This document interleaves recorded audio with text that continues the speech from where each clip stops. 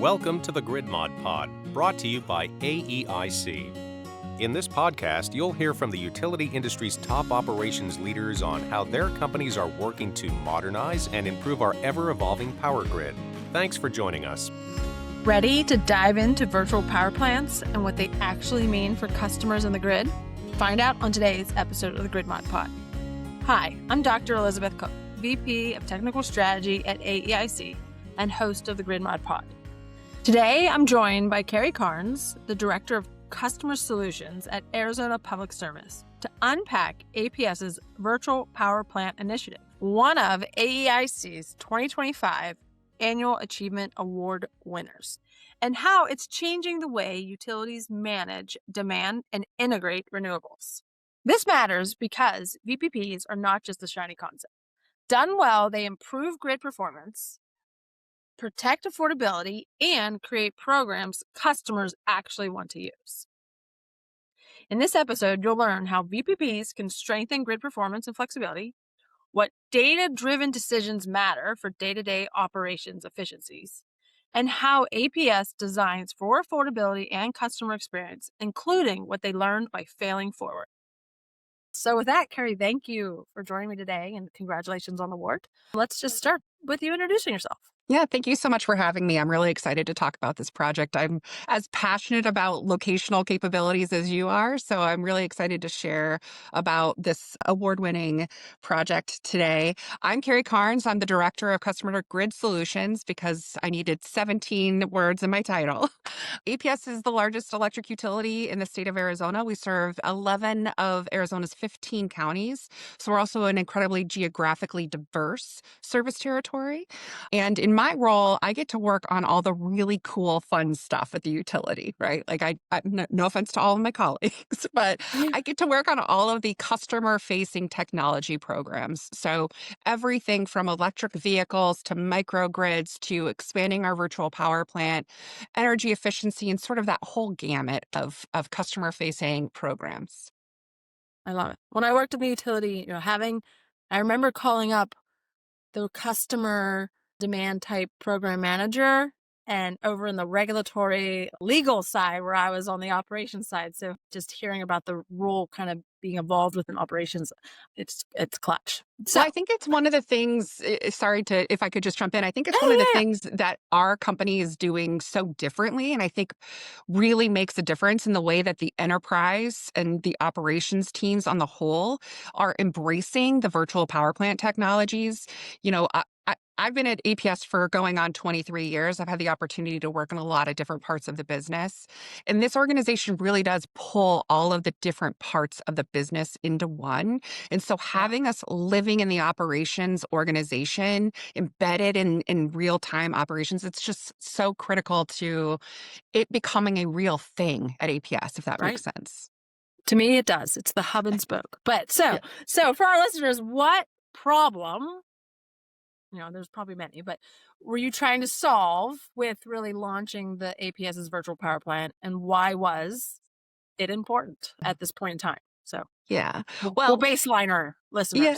So I'll say in about the 2015-2016 timeframe, I actually was serving as a manager of state regulatory affairs.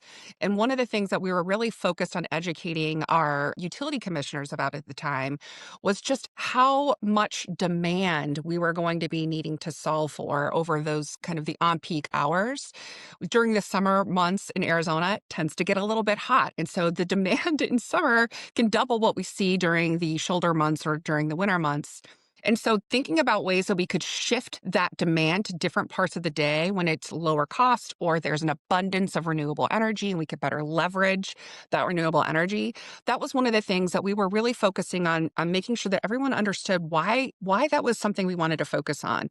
And the commissioners understood that. They supported it. They passed an order that required us to focus on year-over-year demand management programs and growing those programs, which is so incredibly important. And I'll say the Cool Rewards program, which is the heart and soul of our virtual power plant program, that is our residential smart thermostat program, that launched in 2018.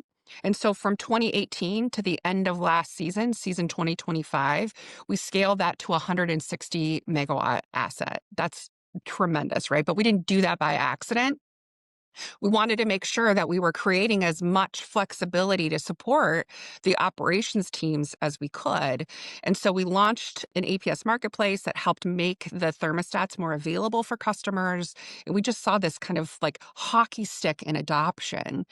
And then as it relates to the award-winning project, when I first moved over to this organization, our senior vice president of T&D, Tony Tuelis, I met with him and said, what can I deliver for T&D? What does T&D need from the customer technology programs? And he said, I need a locational demand response program. So that's what we've been working on for the last few years is how can we evolve the virtual power plant from, I think when we all started virtual power plants, it's felt like kind of a T offset, not necessarily a D offset. But when Right. you get when you mature your VPP to the point where you have the locational capability, that's when you're really making a difference on the D side of the business. So much to unpack there. And one, just a shout out to Jacob Tetlow, who is one of your leaders, actually was one of our original guests on the All Things DER podcast, season 1 of Grid Mod Pod. And he came on to talk about the smart thermostats in Yes. 2021. So I'm really Yes. excited to see and Yes. hear about how that has grown. So Yep. something that was just beginning and being nurtured is now, sitting here, with real impactful changes happening. So Yeah. thinking about, I heard the background one, having an operationals leader say, you know what, we want a system of record and a series of software and technology that can extract the data, analyze the data, and produce more or less, for lack of better words, and not to get details unless you want to, like mapping of where the best bet would be to Yes. place this type of space is in of itself an antidote that anyone listening should take into consideration, because that really then triggers, the organization that's have known how to do something in a certain way for 100 years are now being asked to like, oh wait, is this another tool in the toolbox? So like, Yeah. how did you, maybe a little further detail of anyone that's out there trying to drive their own realization of adopting this VPP. And we're going to use VPP, knowing Yes. that there's a lot of other terminology that can be deemed the similar type of an exchange, but it's really communicating out to the mass residential and behind the meter type technologies that could then take some type of action to serve the greater good. Correct me if I'm wrong, but so how did you approach designing and implementing, like from like the beginning nurturing? I mean, I know it started in 2015, but like when did you find it really grabbing ground, and what type of like thinking about the people and the processes, like what was that hook, and how did you kind of start implementing it? I think it was making sure that we were demonstrating that if I gave you a forecast of how I was going to perform, that I showed up like that, right? And one of the other roles that I've had at my time at APS was I ran the real-time trading desk for many years.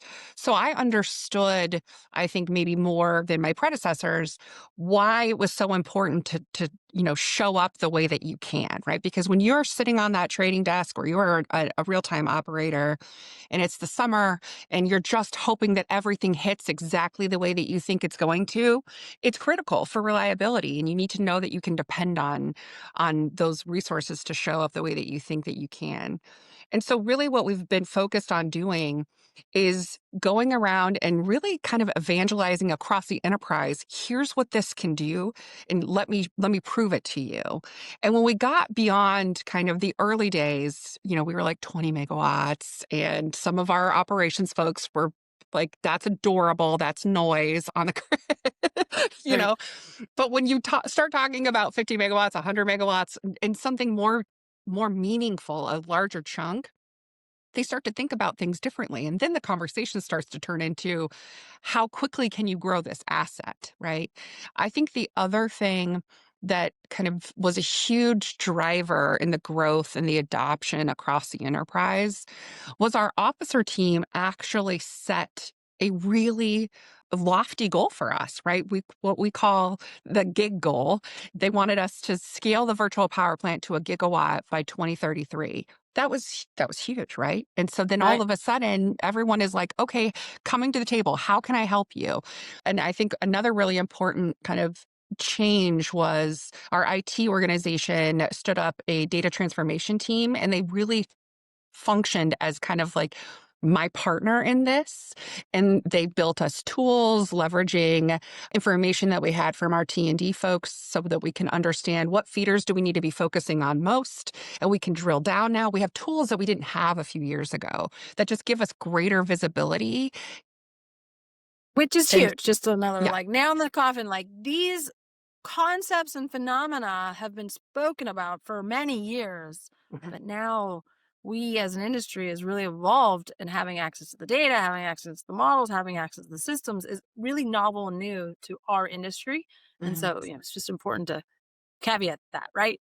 Yeah. Now the history of why, it's a whole other episode, but it's Yeah, but the reality.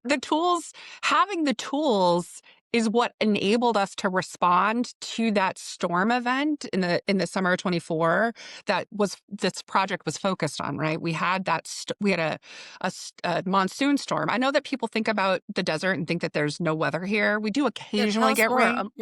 What's a monsoon in Arizona? It's a Yeah. big giant storm that comes through really quick and strong. It can, in some cases, have winds up to hurricane level strength, right? And so this Wow. particular storm was pretty intense, and we had some significant damage to our infrastructure. And there was an extended 4-day outage in parts of West Phoenix.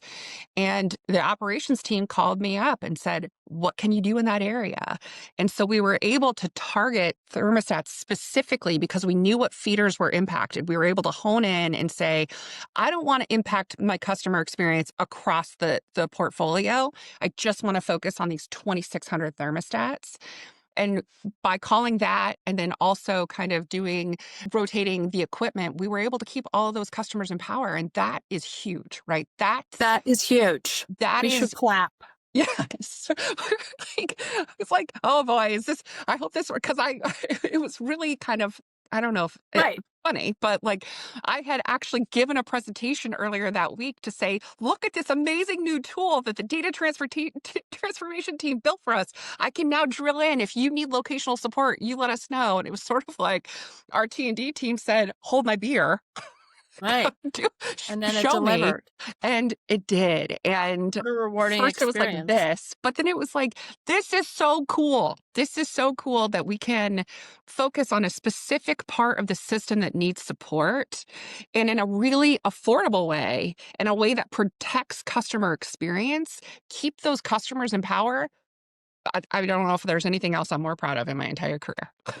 That's so exciting. I love the passion. And just, like one thing about the podcast and creating this platform is really to highlight like inside the utility, there are these innovative, passionate, purposeful like doers and executors. So I'm so happy to have met you because it is. It's like, and it's almost like this. You really don't know unless you're inside the utility walls and understand how powerful that is. Because like that is the kind of the seeking question is like, what can we do when things go south to Yeah. ensure that we're supporting and creating the safe, reliable grid, and Yeah. to have your concept that you've been, I wouldn't say piping, but when you're in the early stages, you really have to show up, even though everyone's like Yes. calling you cute and Yeah. telling Patting you me on my that's a head. right. To know that like the power is there and that Yes. capability. And so now having that experience, allows really those that were maybe dissenters or just didn't understand or couldn't really comprehend or really see it no longer as such of a risk. Yes. That's when the kind of the scaling can come into effect. That's And exactly right.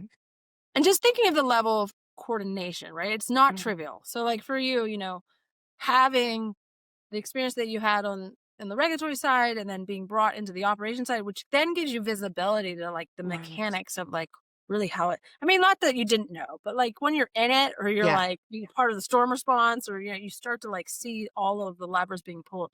You That's know, right. I heard a couple groups mentioned, but you had to one, have the regulatory oversight and approval, Mhm. right? And then you had to have the operations leaders to really delegate and or create.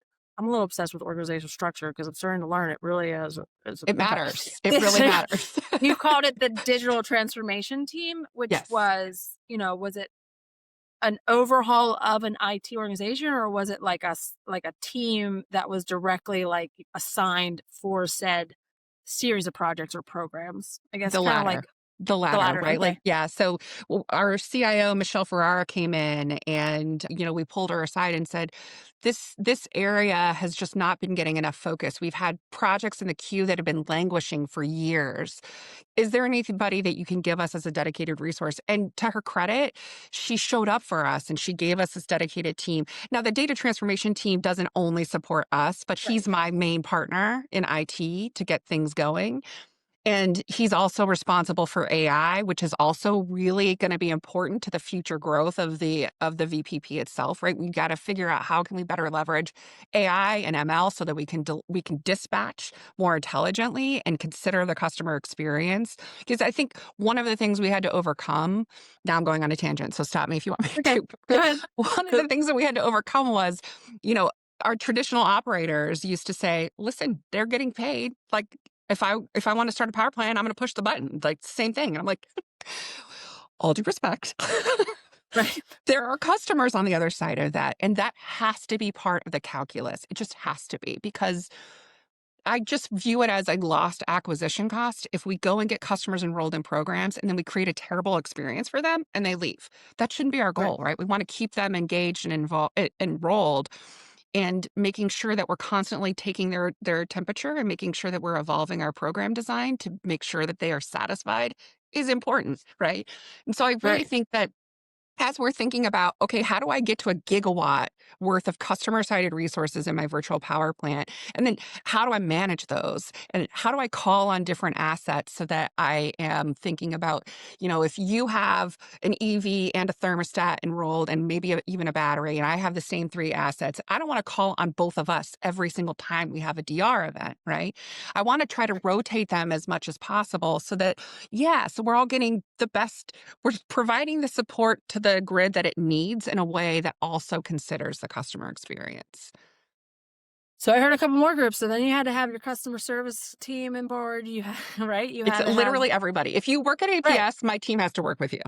And what ultimately means like knocking on doors and saying, listen, this is a great idea. Let's get behind it. And so Yes. just that, I mean, that in itself is a champion of change, which Hmm. I'm hunting for in the industry because, I think just hearing your story and realizing there's a whole idea behind just get started Yep. because like a lot of the complexities that you just rattled off, hinders progress because everyone Hmm. wants the solutions and Hmm. understand the validity before actually taking the steps to then start proving it out to have that experience in 2024.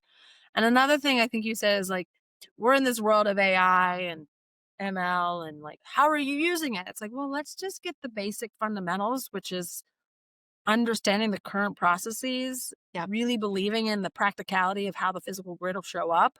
Hmm. And then we can then scale. And I think that's like a big lesson on the Grid Mod Pod for any listeners is like, there is a process to embracing Yes. this very advanced capability. And if you're doing it, you then start to see more clearly of how you're going to tap into it. But like if you're Yeah. not doing it, it stays, fuzzy and maybe not real. So I Yeah. love that.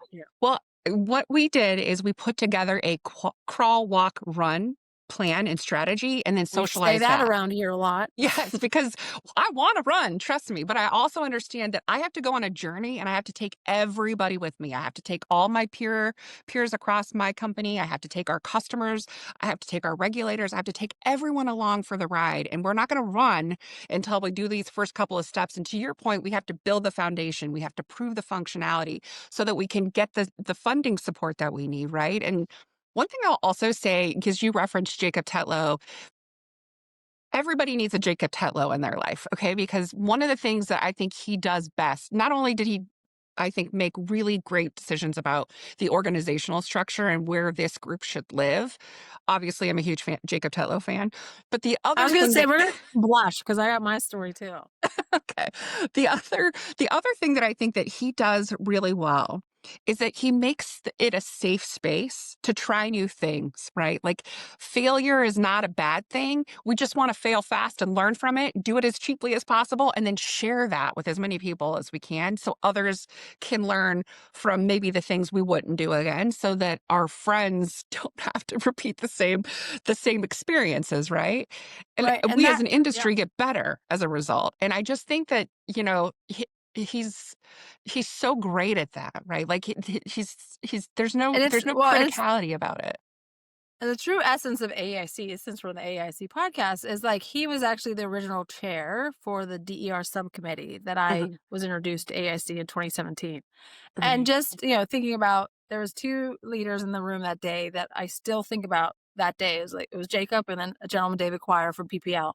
And mhm, their conviction and passion and understanding the strength of just being bold on mhm. realizing where the reality is going to be, right? And it Yeah, wasn't like they didn't quaver on it and they stood strong and like distributed energy resources will have an impact on the grid. And this was like 2015, 2016, where we launched the initial group. And just the conviction and really, you're right, like this approachability to it. And yeah, so I didn't get to work at APS, but just that resounding voice of strength. And then so I went back and, I was driving kind of like, wait, it really will make a difference. If it we need does. to have full situational awareness Mhm. of the grid so that we can understand the current utilization, so we can optimize our current assets, so we can then transform. I don't think That's anyone right. predicted this electrification and like the spike in load demand 5, 8 years ago, but Yeah. it's all that is still needed. So It anyway, really I is. love it. I mean, to your point, 5, 6 years ago, I think we were all still talking about the death spiral of the utility, and everyone was like, "Oh, Yes. okay, now what?" And now, because of AI and all the data center growth, and even just traditional load growth. I mean, at APS, we're setting more meters than we were in 2008, right? So there's just tremendous growth happening in our service territory. To solve for that, it really has to be an all of the above approach. You Right. can't just build G, you can't just build T. You have to do it all in order to make sure that we're prepared to meet this significant wave of demand that we see coming. Right, and also on top of it, I think Jacob even said in another conference, was like, at this we need to build the generation, the actual transportation of the fuel sources, as well as the transmission, as well as the distribution, right? Yeah, All in parallel to like yeah, meet some of these goals.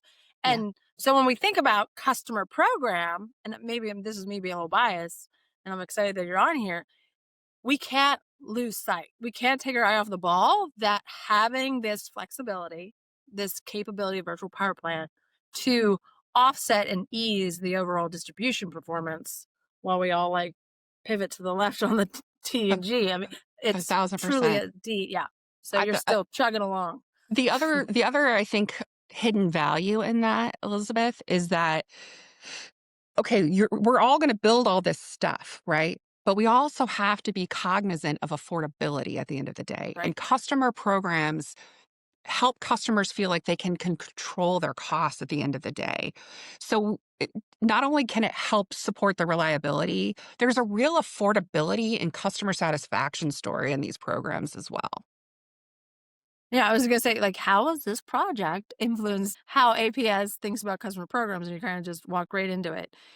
There is this also everything that we just spoke about, this huge word affordability. Hmm. And so, thinking about the customer programs, just maybe for our listeners, like they're not that easy to roll out Yeah. because it requires another set of resources that are a little bit of different bucket to kind of like prepare, campaign, communicate, So, what was that? And that's probably the beginning of your journey, but how has that been and what does that continue to be like? Yeah. So, I think that in the beginning, we did kind of the traditional marketing approaches to raise awareness about these programs. I think the real game changer I mentioned earlier was the launch of the APS Marketplace in the fall of 2020. That's really where we saw the hockey stick adoption happen. And to go from 20 megawatts in 2020 to launching the marketplace to the 160. I think we actually ended up with 165 megawatts at the end of summer 25.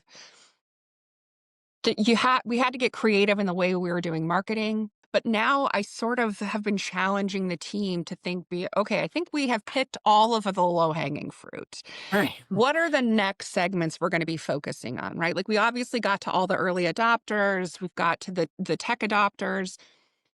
What's our next segment we're going to focus on, right? And how are we going to get there? What do we need to do? What enhancements do we have to make to our systems and tools and processes to meet those customer segments?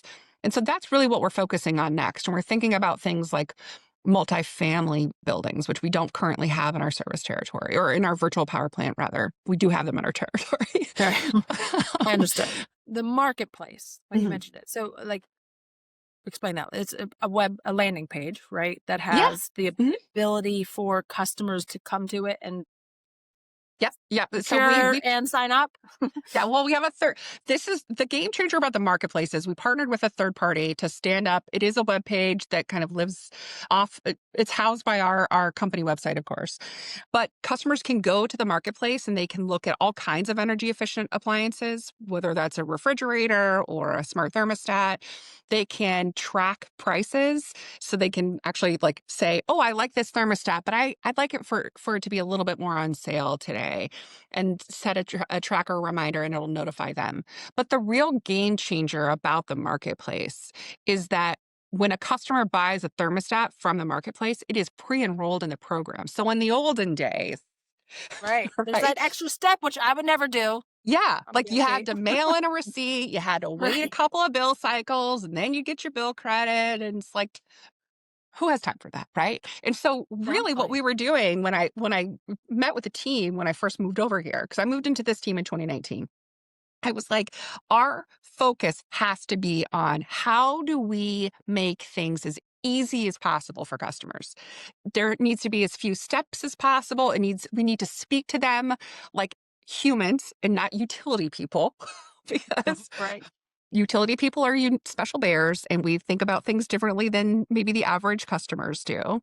And so really it was kind of challenging my folks to really kind of flip the script and think more consultatively about I want to understand my customer first. I want to understand what their challenges and opportunities are. And then I want to design programs that solve for that for them while also solving for the reliability grids of needs of the grid, right? And what's that kind of perfect marriage of those two and then making that available for customers.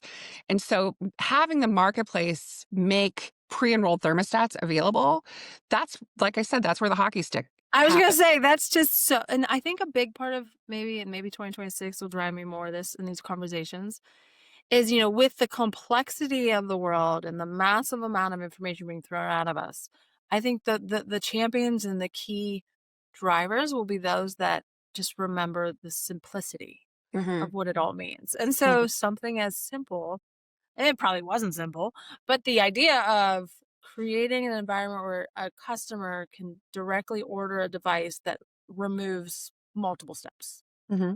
right? Let's Done. make that Done. happen. And then actually then ran the program and saw this Yeah. significant shift is like, Yeah. huge. So like, Those again, snowball effect. snowball effect. Those thermostats drop shipped. They get installed in the wall and they are already enrolled in the program. Oh, That's how I will you do it. say I have some smart thermostats, and as smart as some people think I am, I still have not figured out how to make them be smarter in regards to how to. But anyway, that's a whole other thing. The next step Call me is you guys, offline. I'll give you some tips. right? But like list like creating a program is like yes, and program this thing for me, Hmm. right? Hmm. Like so thinking about we gotta kind of close the loop. Knowing that the VPPs are a hot topic, and sadly, Hmm. how do we make them more? They've lost their luster with everything going on in the last 2 years. But Yeah. lessons learned.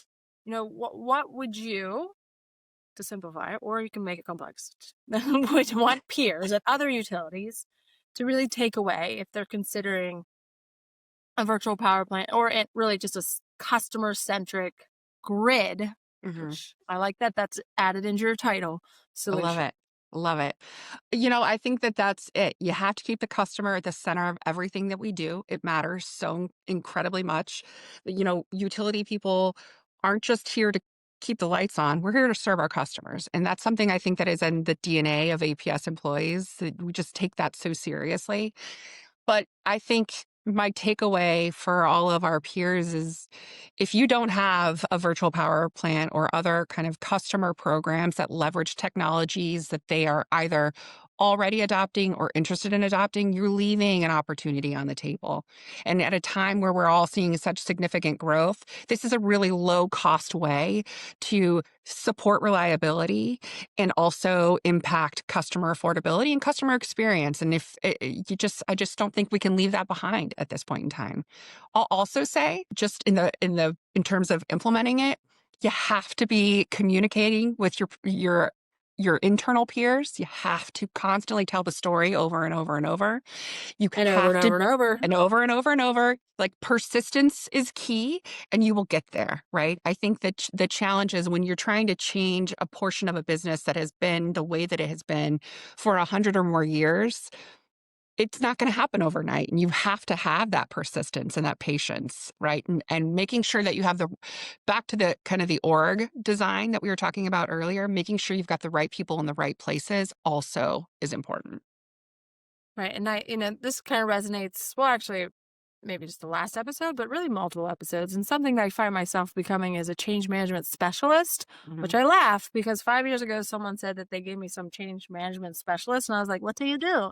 And honestly, there is a whole methodical approach because what you're more or less speaking to is you are also a change management specialist because every conversation you have, every engaged leader that's sitting over a set of doers needs to understand from their perspective. So as an individual, you have to learn how to speak and change and challenge and really create a safe space, like your formerly or your now leader, to allow them to really ask questions so that you really can kind of meet them in the middle. And that is a skill set that, is priceless, really. But it's something Can you that tell can Jacob be that? She's gonna be like, what's about? But I also like outside of grid mod and maybe mother of six is that ingenuity of if you truly are authentic and you have altruistic purpose, like we can have these beautiful conversations when everyone's sitting on different perspectives. And that's what it really takes though to champion change across all of those groups, like the operators and the installers and the program developers. I mean, it's all the way back to, is this fiduciarily responsible and like who's benefiting and does the customer actually save? And so I love it. So I just want to say really thank you for sharing this work. So I think these projects like this shows what it means for project stewardship, this intentionality around connecting especially customer solutions with operations and the grid needs. And there is a long-term strategy, right? That's and right. So just getting behind that and it will deliver real value. So that's right. Congratulations again to Thank you you and the APS team. Until next time, I don't even know how to wrap that up. There's too much energy here. Thank you very much for having me. I appreciate it. Yep. Okay. Bye. Bye. That's a wrap for this week's episode of the Grid Mod Pod. Thanks for tuning in. We hope today's conversation got you thinking about new and creative ways to improve our power grid. Be sure to subscribe to our YouTube channel to be the first to hear new episodes. This podcast is brought to you by AEIC, the place where operations leaders come together to share knowledge and provide guidance to the electric utility industry. We'll be back with a new episode soon. Until then, keep powering on.